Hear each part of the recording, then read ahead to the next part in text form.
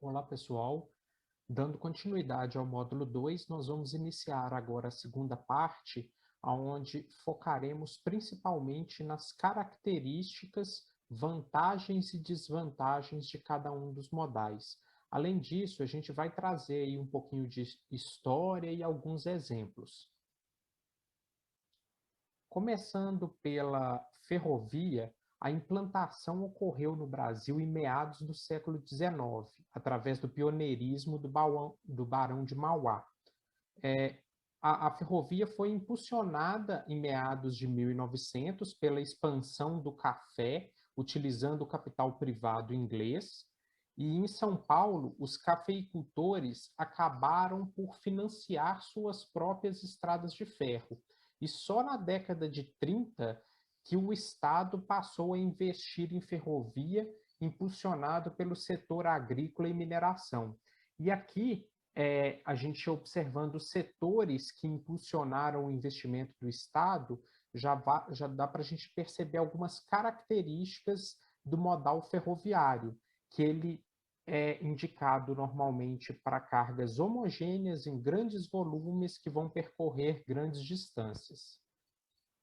Aqui uma dica de leitura da professora Andréia, o Formação Econômica do Brasil, do Celso Furtado, e a ferrovia, de 1950 até 2018, teve uma redução da malha, saindo de 38 mil quilômetros para 30,6 mil quilômetros em 2018. E para a NTF, a Associação Nacional dos Transportadores Ferroviários, o ideal seria que tivéssemos pelo menos 52 mil quilômetros de ferrovias. E a ferrovia ainda passou por um processo de privatização na década de 90. Tem também aí na ferrovia uma questão das arquiteturas diferentes que foram implantadas. A gente tem aí a bitola métrica, que é a bitola com 1 metro de largura. É uma bitola que a construção é mais barata, custo de implementação é menor, só que também você tem uma questão de a curva de raio menor, o traçado pode fazer mais curvas, ter mais aclives e declives, implicando numa capacidade de transporte menor. E a bitola larga, por outro lado, ela tem 1,60 metros, né? Ela tem um custo de implantação maior, mas ela possui maior capacidade no transporte de carga e permite velocidades maiores. E aí na foto, vocês estão vendo uma foto de uma bitola mista, aonde a gente tem a bitola larga e a bitola estreita no, no, no mesmo trecho, né? Permitindo aí o trânsito de é, diferentes comboios, aí, diferentes locomotivas e vagões, né? Tanto os que foram construídos para bitola larga quanto de bitola estreita.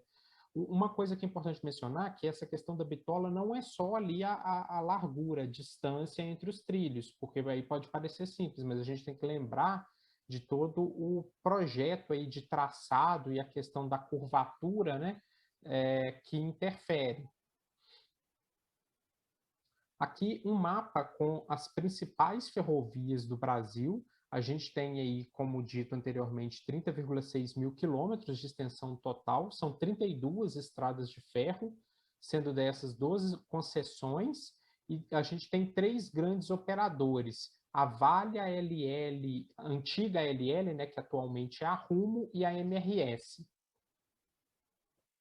Aqui a gente tem duas fotos mostrando aí um sistema de transbordo de cargas, aonde a gente está saindo aí no canto inferior direito do modal rodoviário. Aí na foto vocês estão vendo um tombador de grãos que está jogando aí os grãos, aparentemente na foto aqui, de soja numa moega, e aí dessa moega eles vão ser levados por elevadores de caneca, esteiras, até um silo pulmão, e aí desse silo pulmão ele vai partir depois para essa esteira aqui, carregar aqui pelas bicas os vagões aqui do comboio, né, da locomotiva que for puxar esse comboio aí. E Bom, quais são as vantagens da ferrovia? Transporta grande quantidade de carga por viagem, é eficiente para longas distâncias, flexível quanto às mercadorias.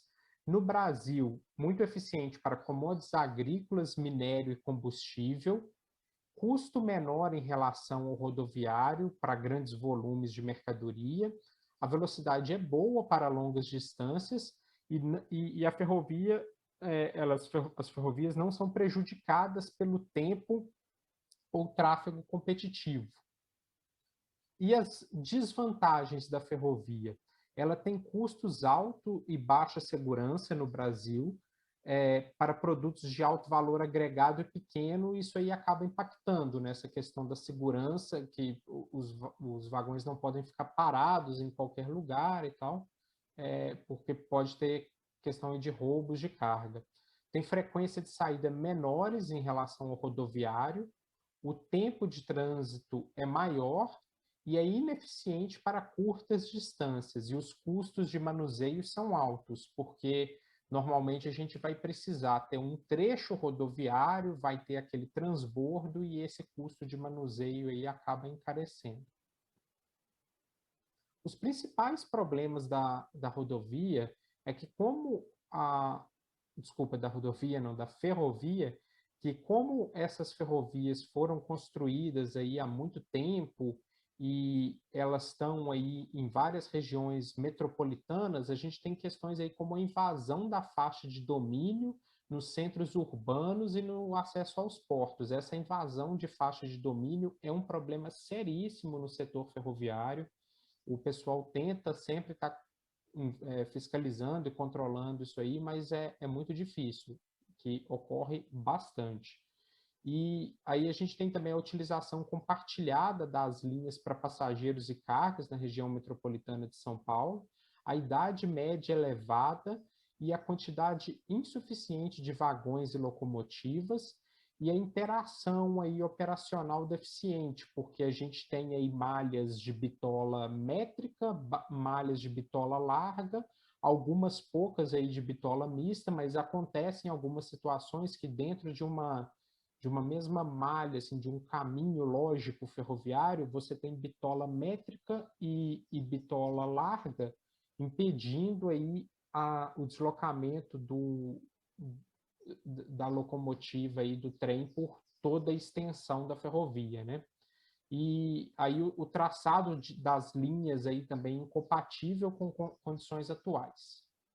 A gente tem aí o mapa com as ferrovias do estado de São Paulo, a malha viária, e aí na legenda vocês podem ver as cores indicando o período de construção e a extensão dessas vias.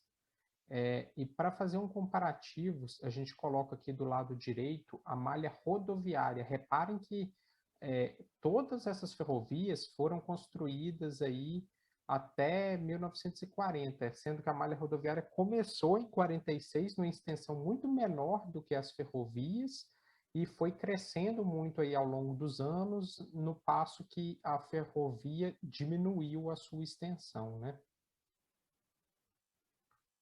Falando então agora da rodovia, as características do modal rodoviário, a gente pode começar falando que é o mais expressivo transporte de carga hoje no Brasil, atingindo praticamente todos os pontos do território nacional. Deu-se maior ênfase na década de 50 por conta da implantação da indústria automobilística, que desencadeou a pavimentação das rodovias, é mais eficiente na logística porta a porta, difere do ferroviário, transporta produtos acabados e semi-acabados em curtas distâncias e é recomendado para mercadorias de alto valor agregado ou produtos perecíveis. O Brasil conta com 1,56 milhões de quilômetros de rodovias e, apesar de possuir a maior extensão rodoviária da América Latina e a quarta posição no ranking mundial, em porcentagem de rodovias pavimentadas, o Brasil ocupa o 17º lugar. Para a gente ter um comparativo aí, na Argentina, 40% das rodovias totais são pavimentadas, enquanto no Brasil, somente 13% das rodovias são pavimentadas. Dessas aí, a grande maioria rodovias federais. Aqui um mapa para a gente visualizar um pouco aonde que estão distribuídas essas rodovias, e aqui no canto direito vocês podem reparar a distribuição por regiões do Brasil, sendo a maior concentração na região sudeste, seguida pelas regiões nordeste e sul. As vantagens da rodovia. A rodovia, ela traz aí grande flexibilidade do serviço em áreas geográficas dispersas, alta capilaridade, manipulação de lotes relativamente pequenos, serviço é extensível e adaptável, é um serviço rápido, entrega a domicílio ou porta a porta e alta frequência e disponibilidade. As desvantagens da rodovia, a gente pode trazer aí os custos elevados para longas distâncias, o volume transportado menor em comparação ao transporte ferroviário e hidroviário, custo mais elevado em comparação ao transporte ferroviário e hidroviário, e é prejudicado pelo tempo e pelo tráfego. Se a gente tiver aí elevado tráfego e questões climáticas, pode prejudicar. E maior intensidade de risco, tanto aí de acidentes quanto roubos. Bom, e por que das razões do domínio do modal rodoviário no Brasil? Isso aí é um quebra-cabeça que envolve diversas questões. A gente pode citar aí a incapacidade dos outros modais, o excesso de oferta que gera aí preços baixos, a gente tem muitos caminhões no Brasil, a prioridade dos investimentos governamentais, que em um dado momento priorizou as rodovias, tanto pela questão da chegada da indústria automobilística, quanto pela questão de colonização do interior, né, de todo o território e avanço aí para as regiões mais distantes. A falta de regulação que gera aí a idade avançada da frota brasileira e também aí a falta de regulação e fiscalização em relação ao peso máximo por eixo, que muitas vezes os caminhões trafegam aí excedendo esse peso máximo por eixo.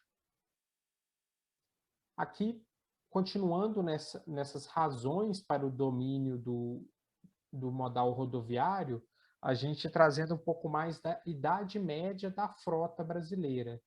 E essa idade média apresentada aí no quadro pela característica do proprietário, né? Se é autônomo, empresa, cooperativa e qual que é a idade média total, e aí trazendo essa idade pelo tipo de caminhão, pelo tipo de veículo, né? E aqui, uma outra razão para o domínio rodoviário que a gente tem também é o investimento nas obras. A gente tem aqui dividido em vários setores, né, vários modais, o quanto foi investido aí nos anos de 2017, no ano de 2018, e o acumulado aí de 2008 até 2018. E a gente repara que o modal rodoviário, que esse setor ele recebeu mais investimentos do que os demais setores. Então, é uma razão para que a gente continue também aí dando preferência para esse modal rodoviário. E aqui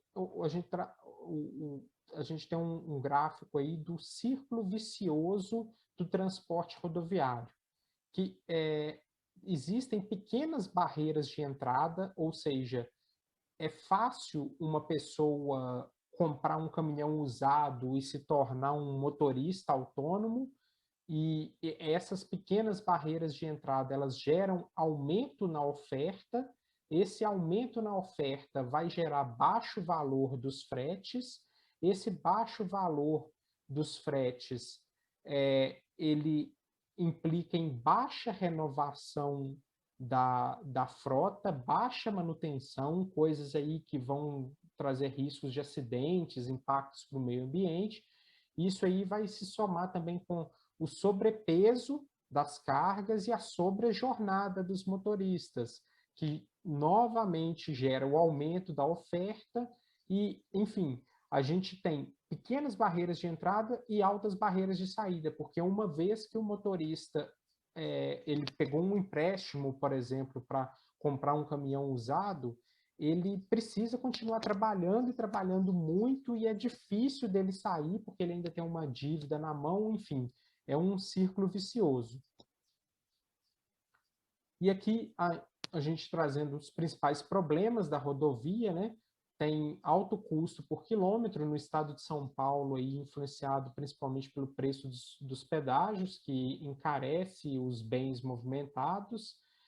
Tem problemas aí no modelo de concessão, condição precária das vias, como a gente vê na foto aí, isso acontece em muitas regiões do Brasil, estradas esburacadas, né?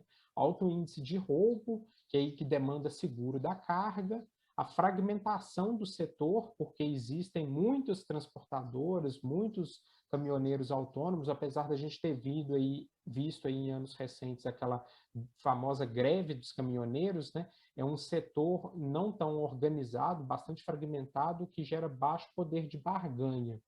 É diferente lá da ferrovia, onde a gente tem três principais players, assim, né? Então, tem também aí excesso de capacidade e pouca carga de retorno, tempos excessivamente longos de carga e descarga, ausência de barreiras de entrada, assim, é pouco regulamentado essa barreira de entrada, o cara ele precisa ter uma habilitação para se tornar um novo caminhoneiro, e o produto ele é pouco diferenciado e falta especialização, qualquer carga para qualquer lugar. A gente mudando agora, então, para o modal aquaviário, não para o modal, né? Aqui para o subsistema aquaviário, onde a gente tem aqui diversos modais, formas aí de navegação, que a gente pode falar da cabotagem, a gente já falou um pouco sobre isso aqui lá na parte 1, é realizada entre os portos ou pontos do território nacional. A navegação ela pode ser feita aí até 12 milhas náuticas da costa, e a gente tem também a navegação interior, que é realizada em hidrovias interiores, né, dentro dos continentes, né, que ela pode ser em percurso tanto nacional ou internacional. E tem aí também a forma de navegação de longo curso, que é a navegação entre portos brasileiros e estrangeiros, a navegação marítima. O Brasil, ele tem uma característica aqui que a gente pode trazer do setor aquaviário como um todo, principalmente do modal hidroviário, é que o Brasil ele tem imenso potencial para utilização da navegação fluvial, que tem mais de 40 mil quilômetros potencialmente navegáveis, mas a navegação comercial ela ocorre em pouco mais de 13 mil quilômetros, com significativa concentração na região da Amazônia, e para o Ministério dos Transportes ele indica que temos 21 mil quilômetros economicamente navegáveis. Aqui a gente caracterizando o modal hidroviário, a gente tem os terminais de transbordo, que são estruturas aí com equipamentos e instalações que fazem a transferência de um modal para o outro, e a gente vê na foto aí um transbordo que tem a possibilidade de mudança tanto de ferro para hidro, de ferrovia para hidrovia, quanto de rodovia para hidrovia. Aqui, as principais hidrovias do Brasil, são 4 principais hidrovias que a gente tem, a do Paraná-Tietê, a hidrovia do Tapajós, a hidrovia do Rio Madeira e a hidrovia Tocantins-Araguaia. A gente colocando aí como um total aí de 21 mil quilômetros de vias economicamente navegáveis, mas não são todos esses 21 utilizados, e a gente tem aí no Brasil 13 eclusas, que faz aquela elevação dos navios quando a gente tem desníveis, né, barragens de hidrelétricas e tal. Aqui, continuando nas hidrovias, são 54 instalações portuárias públicas de pequeno porte, 56 portos públicos e 11 estações de transbordo de carga. Os portos, eles são divididos em portos fluviais e lacustres. Isso a gente falando exclusivamente aqui de hidrovias, a gente não está falando dos portos marítimos.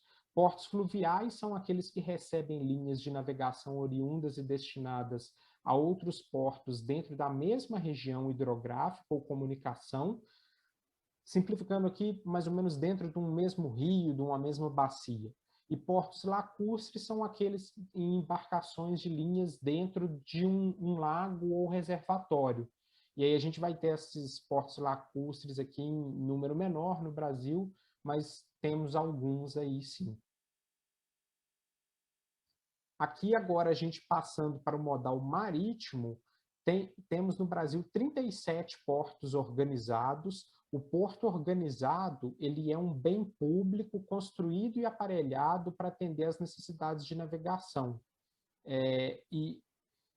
Os portos marítimos são aqueles aptos a receber linhas de navegação oceânica. A gente tem aqui alguns portos marítimos localizados em rios, em região interior, mas que, por que eles são considerados portos marítimos? Isso acontece lá na região norte. Por exemplo, o porto de Santarém ou o porto de Vila do Conde são portos marítimos porque eles recebem linhas de navegação oceânica, recebem grandes navios.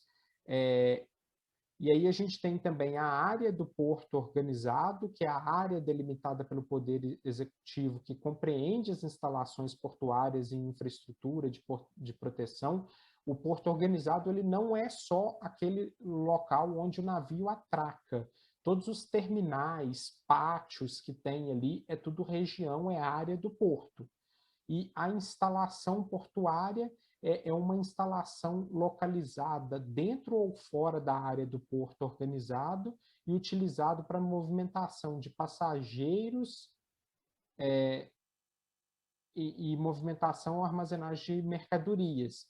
Que o porto ele é o complexo todo e a instalação portuária é o que realmente faz ali a movimentação das cargas ou passageiros.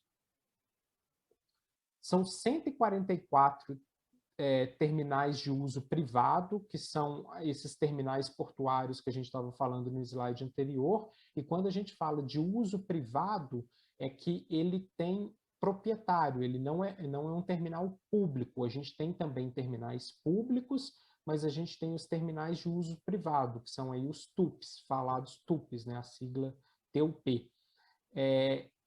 Essa instalação, se ela for dentro de um porto organizado, ela só pode movimentar as cargas do próprio dono desse terminal, e se ela for fora da área do porto organizado, ela pode movimentar outras cargas. Aqui a gente dá uma olhada no perfil das cargas movimentadas, a gente percebe aí um pouco da matriz de exportação brasileira, né? Que tem a maior parte aí de produtos commodities, né? Granéis agrícolas e minerais, aí seguidos de granéis líquidos, aí baixos percentuais ali de carga geral solta e um percentual ainda inferior de containers. Bom, ainda que no modal marítimo, né, a gente tem que, após a lei de modernização dos portos e o novo marco regulatório, houveram grandes avanços no setor portuário. A produtividade na movimentação de contêineres ela aumentou em 249%, houve utilização maior dos navios, que teve aí a redução de tempo de atracação e vários avanços aí em geral.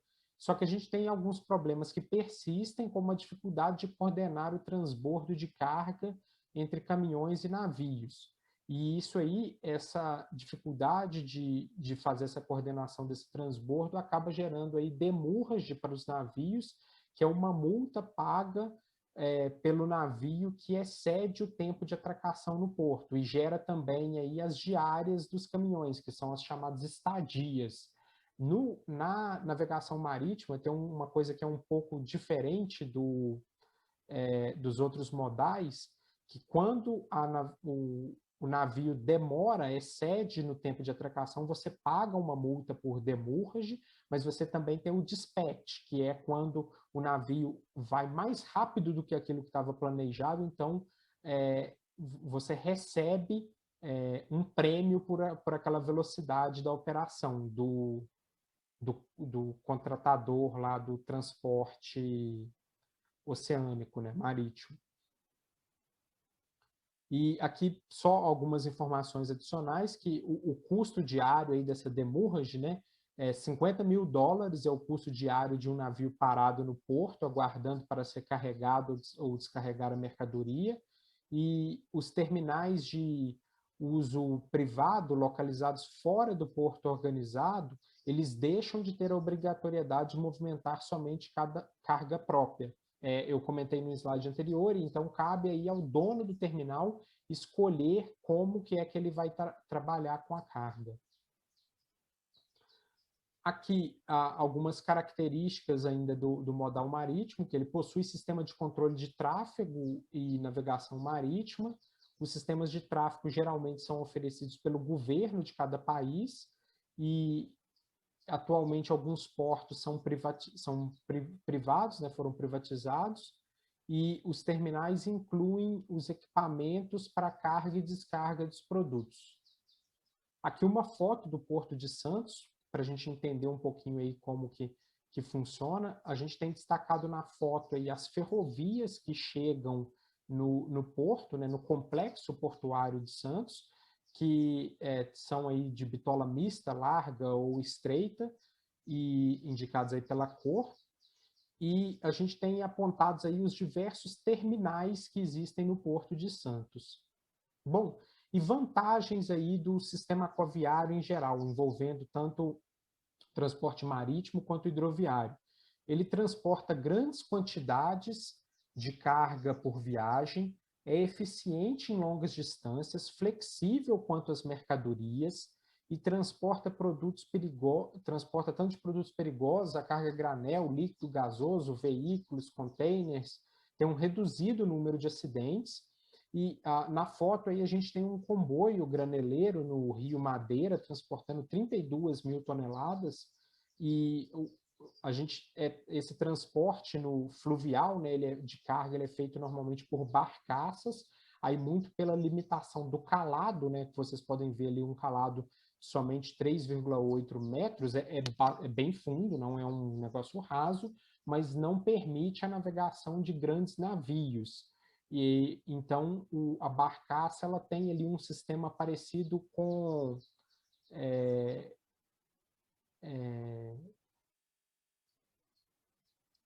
tem um sistema que não precisa de ter uma profundidade tão grande, parecido com o de, nossa, fugiu o nome aqui agora, que faz a travessia ali de balsas, que muitos aí de vocês devem conhecer. Aqui ainda falando um pouco mais das vantagens, né, falando aí que a grande vantagem da hidrovia, né, essa capacidade de carga, aí a gente comparando, né, o quanto que uma barcaça é capaz de carregar, 1.500 toneladas aí se a gente olhar o comboio, então é muito mais ainda do que isso. E a gente tem na parte de baixo aí a equivalência, que um comboio de barcaças é equivalente a 2,25 composições com 100 vagões ou 870 carretas. Então, é uma grande vantagem esse transporte hidroviário. As desvantagens do sistema aquaviário como um todo é que não serve para cargas pequenas e emergenciais, porque o processo ali de carga, descarga, transbordo, ele é mais lento e tem essa perda de tempo nas descargas e transferências de transporte, altos níveis de dano sobre a mercadoria, o transit time é longo, baixa frequência e na hidrovia soma-se a isso a baixa capacidade de intermodalidade e comboio, além de oferecer pouca atratividade de investimento devido a barreiras ambientais. E também na hidrovia a gente tem ainda a questão do uso múltiplos das águas, né? Que tem aí a geração de energia que acaba ocasionando na necessidade de eclusas que aumenta o transit time das cargas. Bom, a gente mudando agora para o modal aeroviário, a utilização é principalmente nos transportes de carga de alto valor unitário, artigos eletrônicos, relógios, alta moda e perecíveis, flores, frutas nobres, medicamentos, pequenos animais. E os tipos aí de transporte aeroviário, a gente tem os serviços regulares, contratuais e próprios. Aqui, algumas características do modal aeroviário: ele possui sistema de controle de tráfego e navegação aérea. Os sistemas de tráfego geralmente são oferecidos pelos governos de cada país. As transportadoras são responsáveis por oferecer seu próprio terminal e instalações de manuseio. A maioria dos custos, eles são variáveis, são custos de operação. Existe container próprio para esse transporte e precisam ser unitizados acondicionados. Aqui a gente tem um mapa com os principais aeroportos internacionais, né, os aeroportos internacionais com voos regulares do Brasil, e aqui um mapa com todos os aeroportos. A gente tendo aí tanto aeroportos quanto aeródromos. A gente tem no Brasil aí diversos aeródromos, que são aeroportos para aviões menores, podemos dizer assim. E aí tem aeródromos públicos e tanto privados. As vantagens do modal aeroviário é que é um transporte mais rápido, transportes emergenciais, prioridade para produtos perecíveis, é um transporte muito seguro com relação aí a roubos, danos e perdas, e então tem aí a redução do preço de seguro das mercadorias e as distâncias alcançadas, né? Ele vai aí transporta por longas distâncias.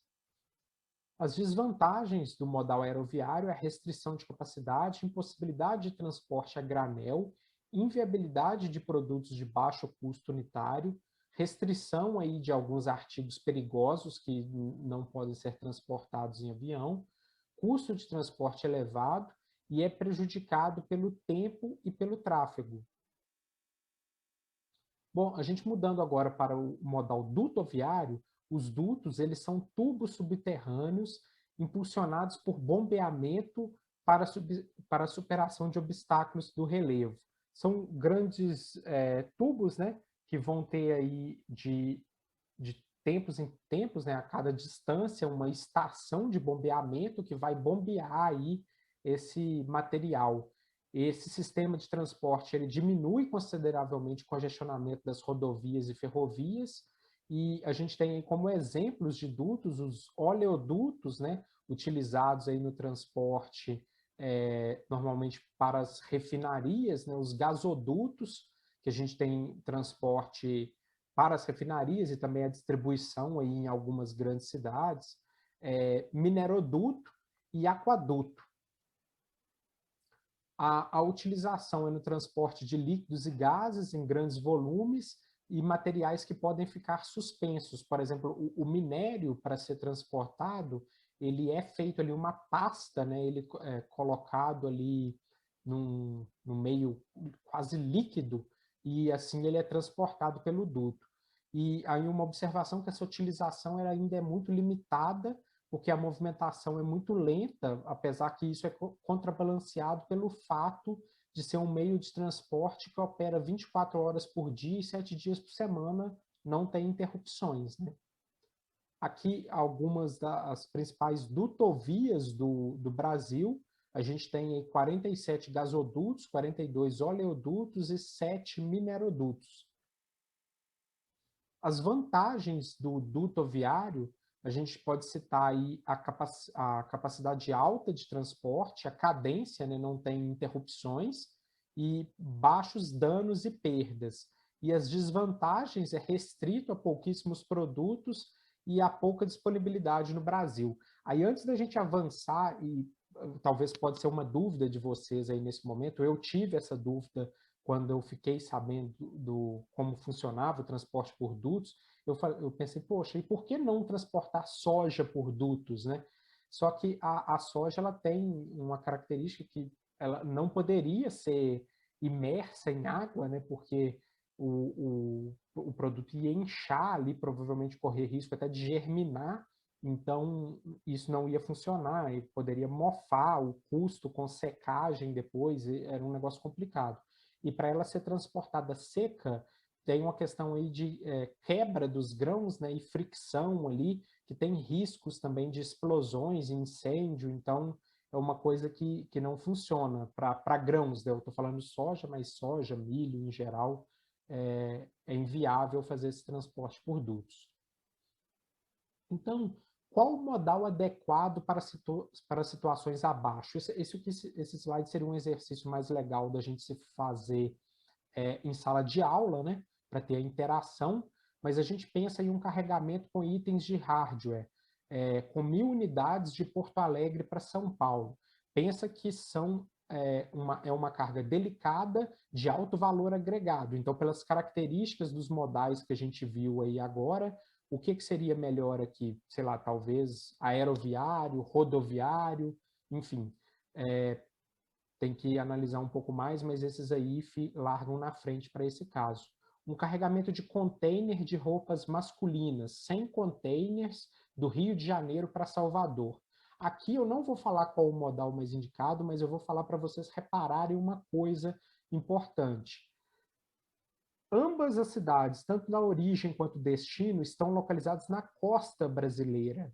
E isso aí pode dar algum indício de qual a forma de transporte poderia ser interessante nesse caso aí. E aí, um carregamento de flores com 1.500 unidades de São Paulo para a Itália. A gente pensar aí também que flores é uma carga altamente perecível, o transporte tem que ser rápido, então aí também já dá algum indício de qual seria o modal adequado.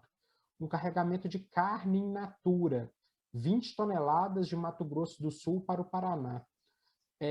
Aqui a gente tem que atentar que é uma distância não tão longa e que a carga ela tem uma característica especial, que ela precisa de resfriamento, então vai demandar aí um caminhão refrigerado ou container refrigerado, algo assim, mas isso aqui já dá um indício para um transporte rodoviário, talvez. E um carregamento de soja de 15.000 toneladas de Mato Grosso para São Paulo.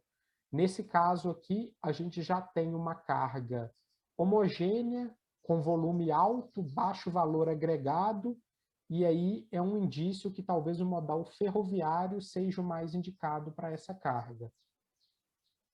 Bom, e como que a gente discutiu nesse slide anterior, a gente tem que pensar sempre nisso aqui quando vai pensar em qual modal escolher, as características do produto, as necessidades do cliente, analisar a origem e o destino, avaliar todas as rotas logísticas possíveis, analisar os custos logísticos para cada rota possível e sempre a possibilidade de intermodalidade, utilização das vantagens de cada um dos modais, que isso aí pode acarretar numa redução de custos.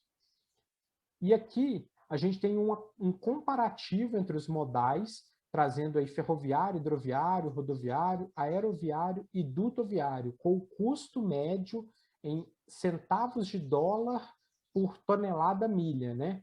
E aí a gente tem a classificação ali em relação a custo, transit time, variabilidade e perdas. Isso aqui para a gente ter um pouco de ideia e comparação entre os modais. E aí, a gente trazendo um exemplo da soja em grão. É um produto granel, de baixo valor agregado.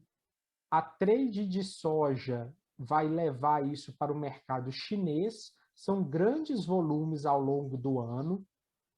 Uma regularidade na oferta do produto aí uma demanda, né, de regularidade na oferta do produto pelo cliente.